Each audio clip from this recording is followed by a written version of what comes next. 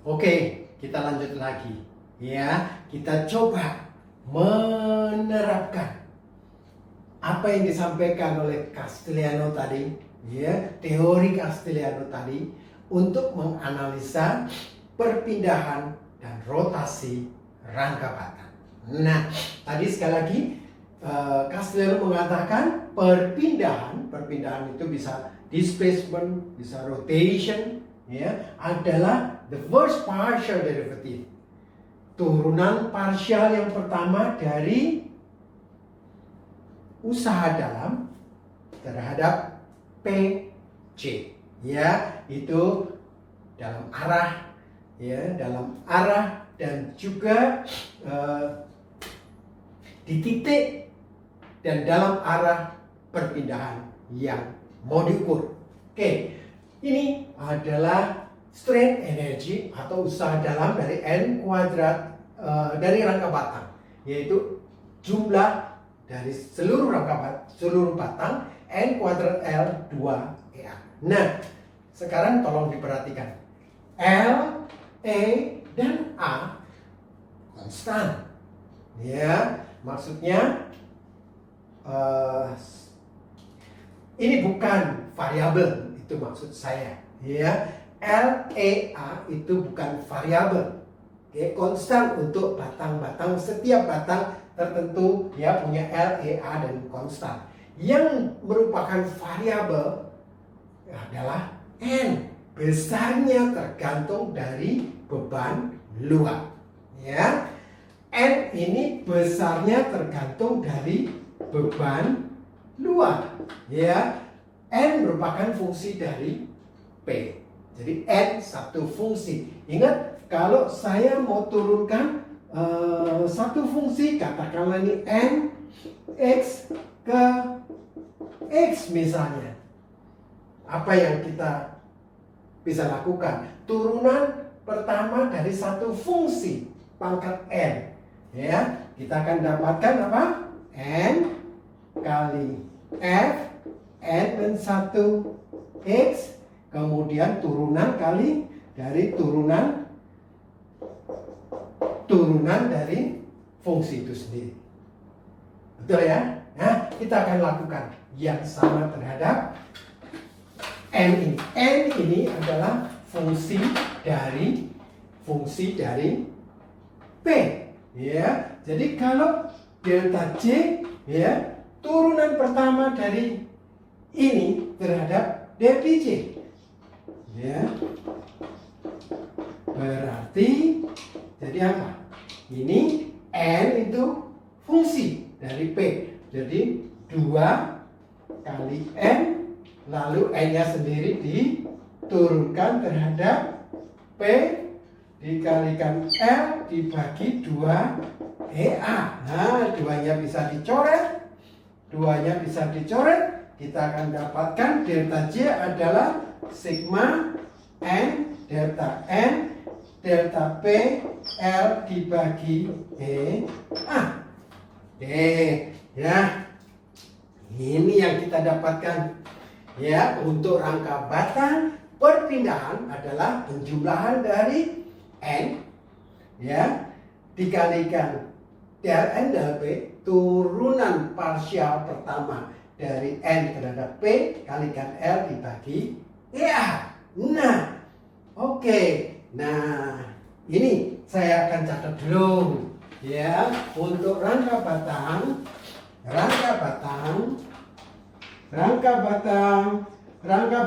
gaya dalam yang ada apa?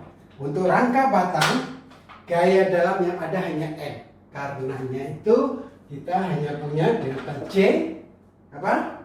Sigma N del P L dibagi EA. Ini, ya. Oke, sekarang, nah, ya,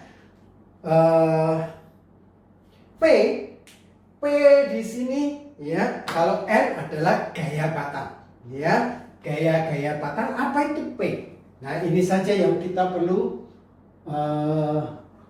ketahui. P adalah gaya, ya, gaya yang harus dikerjakan di titik dan dalam arah perpindahan yang mau kita evaluasi.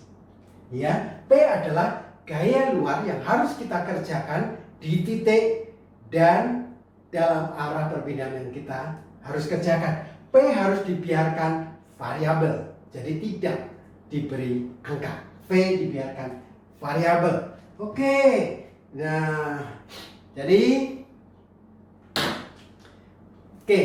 kurang lebih prosedurnya akan seperti ini.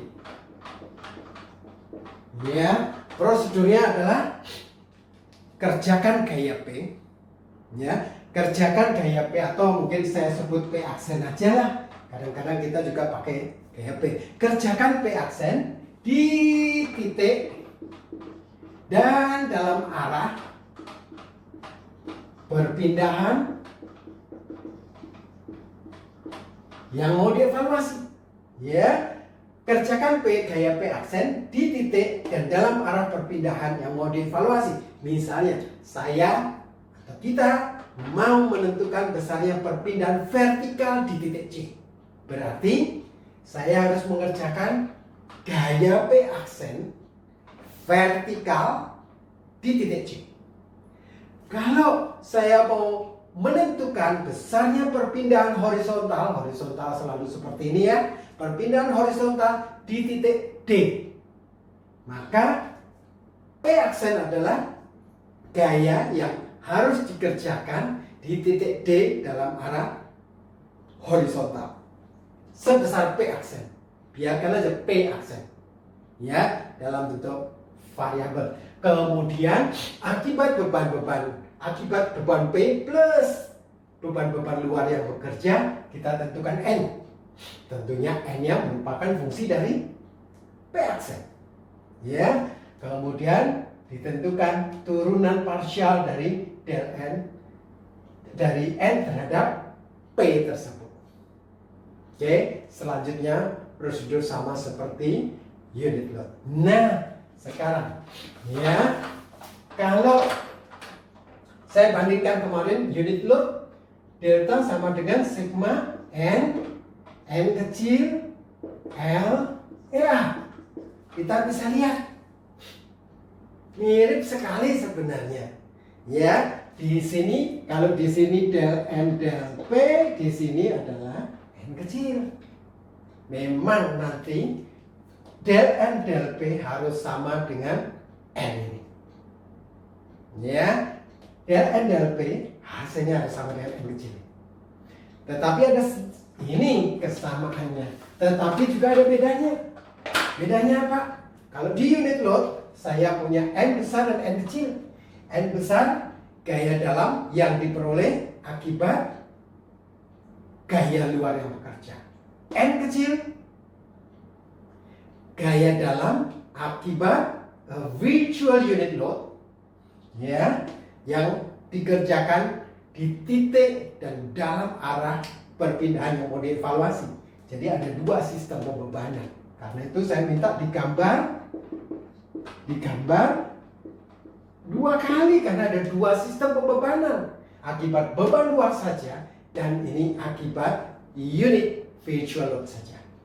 Tetapi kalau Castigliano yang ada hanya N besar. Satu saja. N besar gaya dalam akibat beban luar ditambah P yang bekerja, P aksen yang bekerja di titik dan dalam arah perpindahan yang mau dievaluasi. Ada satu sistem pembebanan saja. Karena itu cukup digambar satu kali. Nah, itu persamaan dan perbedaan dari kedua teori ini. Oke, saya pikir kalian bisa menangkap, ya. Ini mirip sekali dengan metode unit load. Ya. Selanjutnya kita akan berusaha menerapkannya dalam contoh soal. Oh, sebelum saya lanjut, hal yang sama nanti juga berlaku untuk balok dan portal. Atau saya turunkan sedikit lagi untuk balok. dan portal. Ya, UI adalah ini M kuadrat 2EI dx. M kuadrat 2EI dx. Padahal Castellano katakan ini adalah the first partial derivative of UI strain energy terhadap PC. Ya, sama kita bisa tentukan. Ya, ini EI konstan. Yang variabel beban adalah M. Jadi M besarnya tergantung dari beban yang bekerja. Make sense ya? Oke, berarti delta J itu adalah del UI del PJ, ya, yang merupakan variabel dari P hanya M. Jadi kita bisa lakukan ya 2M ya, sekarang pangkat 2 sekarang jadi pangkat 1 dikalikan turunan pertama dari M terhadap P ya dibagi 2EI dx, atau delta J adalah 2-nya dicoret M del P dibagi EI dx. Nah, ini adalah perpindahan untuk balok dan portal. M del P dibagi EI dx. Mirip sekali dengan unit load.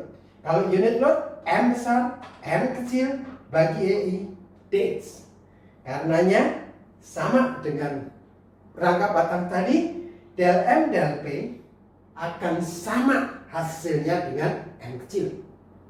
Ya, itu kesamaannya. Bedanya kita hanya punya satu sistem pembebanan yang ya, jadi gaya luar plus PJ itu yang akan menghasilkan M ini.